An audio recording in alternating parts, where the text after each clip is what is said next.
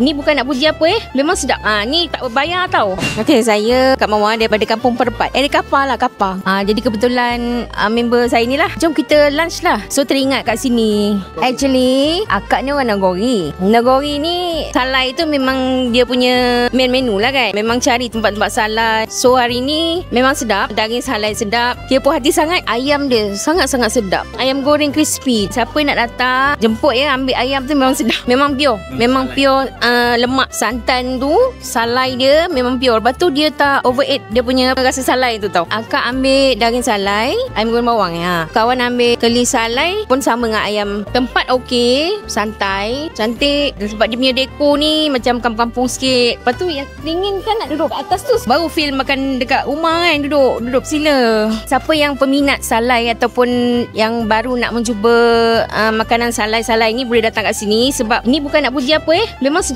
Ni tak berbayar tau. Memang sedap. Saya datang kat sini tadi. Lepas tu mudah sebab dia besar kan. Kawasan besar, kalau nak bawa family ramai-ramai pun boleh. Tempat dia banyak tempat duduk. Lepas tu daripada segi makanan banyak pilihan. Jom ramai-ramai datang ke Salai Power di Jalan Kebun.